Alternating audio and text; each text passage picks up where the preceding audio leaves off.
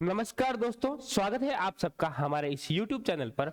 आज हम शुरू करने जा रहे हैं क्लास 10th का जो चैप्टर हमने कंटिन्यू किया था उसका पार्ट नंबर 3 यानी कि क्वेश्चन नंबर 21 से आज कंटिन्यू करेंगे। तो बिना टाइम खराब करते हुए चलते हैं क्वेश्चन नंबर 21 की ओर। तो क्वेश्चन नंबर 21 हमारे पास है बच्चों, गिव 2 एग्जांपल्स ऑफ ईच। देखो ये डिफरेंट टाइप की जो केमिकल इक्वेशंस है, इस केमिकल इक्वेशंस के आपको एग्जांपल्स देने हैं। तो वन बाय वन अपन देखते हैं कौन कौन से एग्जांपल है, किस तरीके से अपन इसको सॉल्व करते हैं। तो देखते हैं। सबसे पहला जो हमसे पूछा है, इन्होंने पूछा है डबल डिस्प्लेसमेंट रिएक्शंस। तो डबल डिस्प्लेसमेंट रिएक्शंस बच्चों क्या होती है? ऐसी रिएक्शंस जिसके अंदर दो रिएक्टेंट है वो आपस में म्यूचुअली एक दूसरे के प्लेस को इंटरचेंज करते हैं, ठीक है, प्रोडक्ट के अंदर। तो उसको डबल डिस्प्लेसमेंट कहते हैं, यानी कि दो जने ऐसा काम कर रहे हैं। तो देखिए, the reactions in which there is an exchange of ions between the reactant takes place is called double displacement reactions. जैसे यहां पर एग्जांपल के तौर पे देखिए, ये है Na2SO4 प्लस BaCl2। यहां पर क्या होगा, ये जो क्लोरीन है इस बेरियम के साथ वो चली जाएगी सोडियम के साथ, यानी कि क्या बना देगी 2NaCl प्लस ये जो आपके सल्फेट है वो सोडियम को छोड़कर किसके पास आ जाएगी, बेरियम के पास। तो क्या बना देगी, बेरियम सल्फेट। तो इस तरीके से यहां पर दो जनों ने अपनी प्लेस को चेंज किया, ठीक है। तो इस कारण से ये इक्वेशन होगी डबल डिस्प्लेसमेंट इक्वेशन। एक और एग्जांपल देख लीजिए, ये सिल्वर नाइट्रेट का है, AgNO3 प्लस NaCl के साथ रिएक्ट किया, तो इस तरीके से AgCl प्लस NaNO3 यहां पर बन गया। अगला जो क्वेश्चन है वो है कॉम्बिनेशन रिएक्शंस का क्वेश्चन। तो बच्चों कॉम्बिनेशन रिएक्शंस के अंदर हम देख लेते हैं कॉम्बिनेशन रिएक्शंस क्या होता है, दो रिएक्टेंट मिलकर एक प्रोडक्ट बनाए, ठीक है, यानी कि दो का मिलकर एक हो जाना वो कहलाता है कॉम्बिनेशन रिएक्शन, ठीक है। जैसे आत्मा का परमात्मा से मिलन, अभी मत कर देना, अभी आपकी उम्र छोटी है। तो combination reactions is a reactions in which two or more reactants combine together to form a single product। यहां पर दो रिएक्टेंट या दो से ज्यादा रिएक्टेंट कंबाइन होकर एक सिंगल प्रोडक्ट का फॉर्मेशन करते हैं, तो उसको बच्चों कहते हैं कॉम्बिनेशन रिएक्शन। तो देखिए यहां पर एग्जांपल देख लेते हैं, when nitrogen gas is treated with hydrogen gas, यानी कि जब नाइट्रोजन गैस को हाइड्रोजन गैस के साथ रिएक्शंस करवाया जाता है तो ये दोनों कंबाइन होकर बच्चों क्या बना देती है, अमोनिया बना देती है 2NH3। ओके बच्चों, एक और एग्जांपल देख लेते हैं, जब हाइड्रोजन है वो ऑक्सीजन के साथ रिएक्शन करती है तो आपके वाटर फॉर्म हो जाता है 2H2O। ओके, ये दो एग्जांपल हमने देख लिए। और कॉम्बिनेशन रिएक्शंस किसको कहते हैं, डबल डिस्प्लेसमेंट रिएक्शन किसको कहते हैं, ये भी हमने यहाँ पर देख लिया। तो चलिए अगले क्वेश्चन की तरफ चलते हैं बहुत अच्छे से।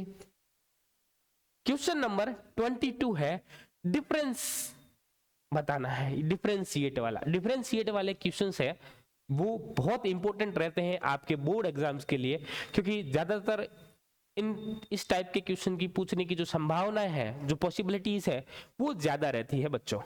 तो क्वेश्चन है difference between exothermic and endothermic के अंदर आपको डिफरेंस बताना। तो देखते हैं क्या होता है।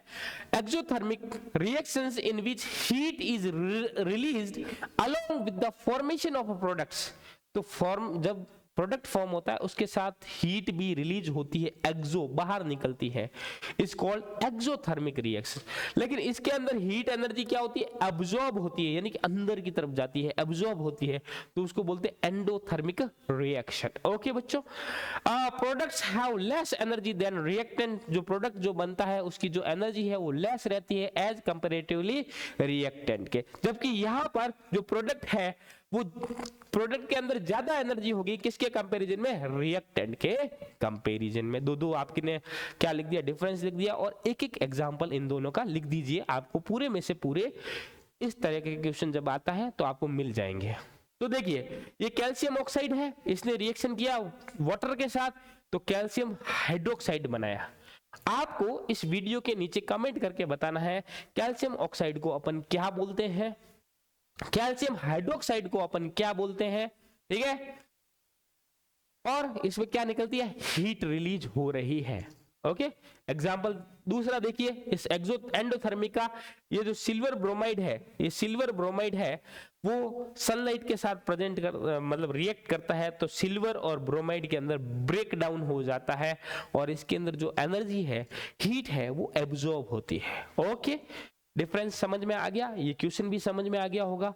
पेन और पेपर लेके चलना है आपको, जैसे मैंने पहला वीडियो शुरू किया था तभी मैंने बताया था कि पेन और पेपर साथ में लेके बैठना है ताकि आप हर एक क्वेश्चन को नोट डाउन करते रहें और अपने हिसाब से नोट्स जनरेट कीजिए। हमेशा आप अपने नोट्स खुद बनाओगे तो ज़्यादा अच्छे से समझ पाओगे, रिवीजन करने में ज़्यादा आसानी होगी। दूसरे के नोट्स को आप कॉपी करोगे और दूसरे के नोट्स से आप कभी कुछ भी नहीं सीख पाओगे। अपने नोट्स खुद बनाइए, खुद पढ़िए, जो आपको आपके जो रिवीजन में है बहुत ज्यादा हेल्प करेगा। चलिए अगला क्वेश्चन देखते हैं। क्वेश्चन नंबर 23 है, गिव रीजन व्हाई, आप इसका कारण बताइए ऐसा क्यों होता है। तो देखो कैसा क्या होता है वही देख लेते हैं। क्वेश्चन है, sodium Na act as a reducing agent while chlorine act as an oxidising agent in reactions. ये रिएक्शन हमें दे रखी है, 2 सोडियम है, जब क्लोरीन के साथ रिएक्शन करता है तो 2 NaCl बनता है। तो ये भाई सोडियम है वो एज ए रिड्यूसिंग एजेंट के तौर पे काम करता है, जबकि ये जो क्लोरीन है वो आपके ऑक्सीडाइजिंग एजेंट के रूप में काम करती है। तो ऐसा क्यों होता है बच्चों।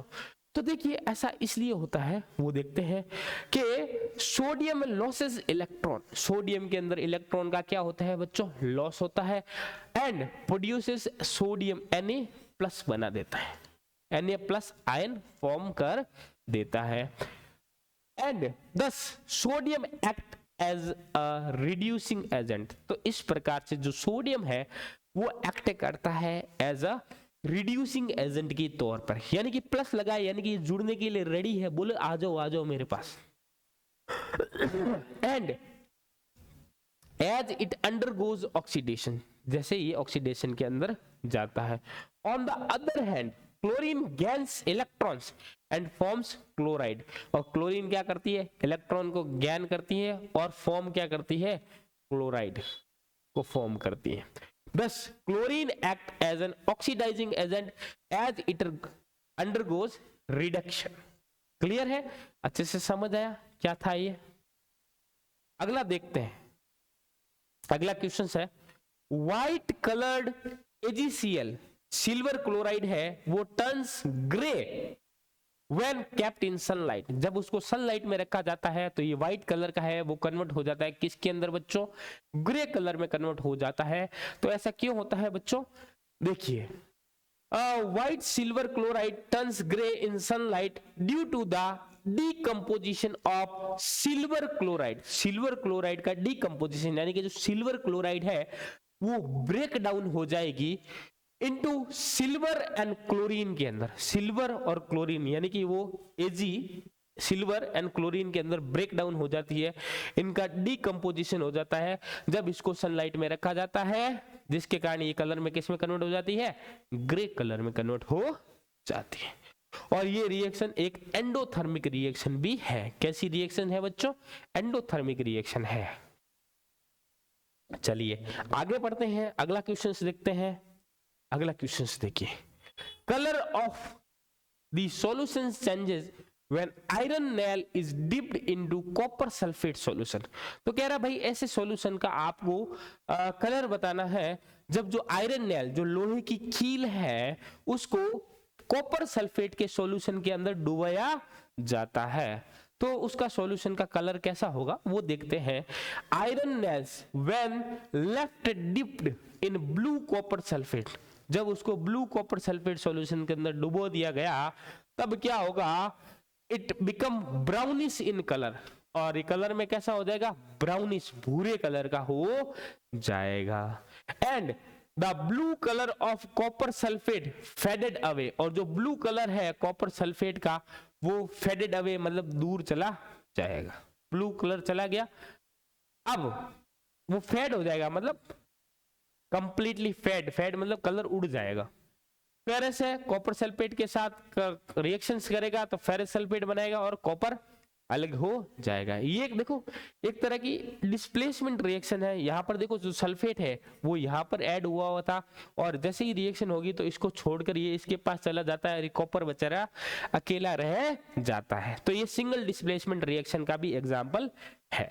ओके, तो in the reactions Fe replaces copper and form a new compound। तो इस तरीके से ये क्वेश्चन कंप्लीट हुआ। आई होप ये जो क्वेश्चंस मैं करवा रहा हूँ आपको अच्छे से समझ आ रहा है। नहीं समझ आ रहा है तो वीडियो को वापस आप शुरू से देखिए, बार बार इसको आप रिवाइज करोगे तो अच्छे से समझ आएगा, और अपने नोट्स खुद बनाते चलिएगा। तो थैंक यू क्लास। इस तरीके से हमने चैप्टर 1 के जितने भी इंपॉर्टेंट क्वेश्चन हैं वो यहाँ पर कंप्लीट कर लिए हैं।